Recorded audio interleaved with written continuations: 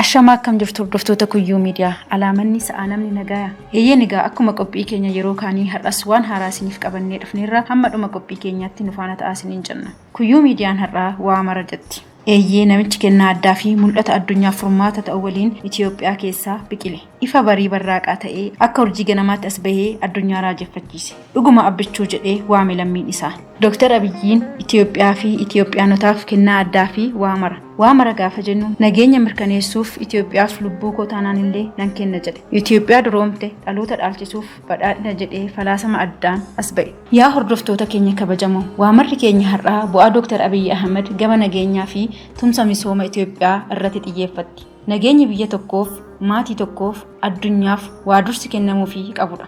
Addunyaan nuti har'a keessa jirru yookaan dhaloonni jaarraa 21ffaa qabeenya dhabee boo'aa hin jiru. Addunyaa dureettiin jaarraa har'a teekinooloojiidhaan hawaa keessa ilaalaa oolu meeshaa gurguddoo dinqisiisoo jaarraa kanaa oomishtus dhaloonni har'aa yookaan jaarraan har'a keessa jirru eebuu tokko qabdi. Waan tokkoon qullaa taatee qullaan ishee mul'achaa oola. Beela qabdi. Hunduu ofittummaadhaan guutee qullaa hiriyaasaa fi beela ollaa isaa gara jabinaan akka waan gaariitti ilaala. Yaa hordoftoota Kuyyuu Miidiyaa addunyaa dheebuu nageenyaa qabduuf furmaanni tokkummaadha. Idaamuudha jedhe namichi. Namichi waa malee kan hin kaasne. Mul'anni kun ganama barii barraaqaa gaafa araddaa bal'oo bashaashaa keessatti ijoolleen hiriyoota isaa mootii jedhanii baachuun kabaja laataniif sana ida'amuutu addunyaaf fala kan jettu mul'anni guyyaa har'aa Itoophiyaaf miti guutummaa ardiilee torbanii keessa bulte. Abbaan nagaa abbichuun mul'anni kun isa keessatti biqiltus qummantee hin hafne, hin biqilte, ija godhatte, guddattee ol baatee furmaata taatee badhaasa noobeelaaf dhaqqabde.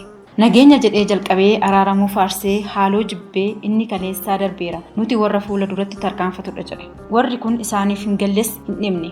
Qooda jaalalaa jibba kan facaasan biyya keenya Itoophiyaa keessatti illee iji jibbinsaa kaleessa faca'an har'a biqiluudhaan guddatanii keessumaa bara wayyaanee dagaaganii hidda gadi fageeffachuudhaan sababa dhibinsa jaalalaa fi sababa qoodinsaa ta'anii jiru. Har'as taanaan bakka hedduutti waan wayyaanee fi sirnoota kaleessaa Itoophiyaanota gidduutti faca'ee karaa hedduu mul'achaa jira.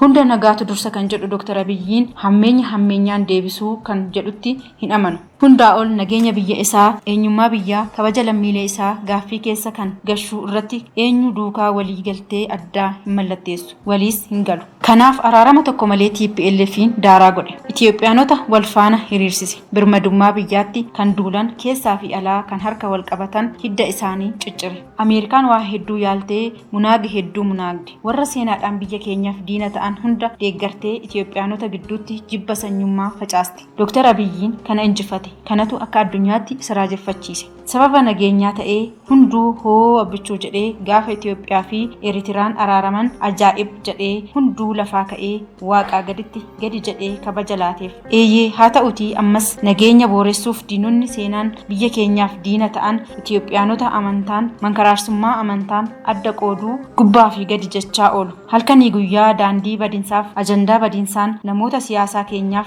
laatu. Wanti tibbana ajandaa haaraa ta'ee biyya keenyaaf laatames kanuma mirkaneessa. Kanas hoggansa Dr. Abiyyi faana biyyi keenya ni injifatti. Biyya isaaniif aarsaa kan ta'an Itoophiyaanonni kumaatamni Dr. Abiyyi faana jiru. Biyya isaanii lafee isaaniin kan ijaaran loltuu ta'anii daangaa biyyaa kan eegan Itoophiyaanonni kutatoon Dr. Abiyyi faana jiru. Dr. Abiyyiinis abshiraa biyyi keenya baandotaan hin diigamtu jechuun haamilee ho'aan anis isiniif jira jedha. Dr. Abiyyiin Itoophiyaaf waa mara kan nu jechisiisus harka biraan gaachana biyya diinarraa qolatu harka biraan ammoo misooma biyyaa guddisuu qabatee jira. Yeroo mara kaayyoo fi mul'ata Itoophiyaa badhaatee dhaloota dhaalchisuu kan jedhu afaan isaa keessaa dhibee hin beeku. Kunis mul'ata qofaa miti. Hojjetee hojjechiisuudhaaf bonaa fi ganna oomishnee kadhaa jalaa bahuu qabnaan kaayyoo isaati. Kanaaf amma imalli isaa wixinee qofaan hin hafne. Mul'anni isaa hojii qabatamaatti jijjiirameera. Inxooxxoo hanga gorgoraa, Kooyishaa hanga Wanciitti mul'anni diriiree mul'ata guddina misooma Itoophiyaa saffisiisudha. Nyaataan Itoophiyaa of dandeessisuudhaaf oomishni dabaluu qabaan kaayyoo Dr. Abiyyiiti. Walumaa gala Abiyyiin waa mara. Hunda hammata. Afaan isaa damma. Hojiin isaa ifa guddina biyyaati. Kanaaf gufuun irratti baay'ata. Fuuldurri keenya ifa kan jedhu ammoo ejjennoo Itoophiyaanotaati. Amma irraa hawaasa keenya qabannee galma gahinsaa fi guddina biyya keenyaaf tumsi keenya haa dabaluun waamicha Kuyyuu Miidiyaa qophii waa maraa guyyaa har'aati. Hamma qophii biroo walitti deebinutti nagaan nuuf turaa isiniin jechaa Kuyyuu Miidiyaa hordofuu hin dagatinaa isiniin jenna.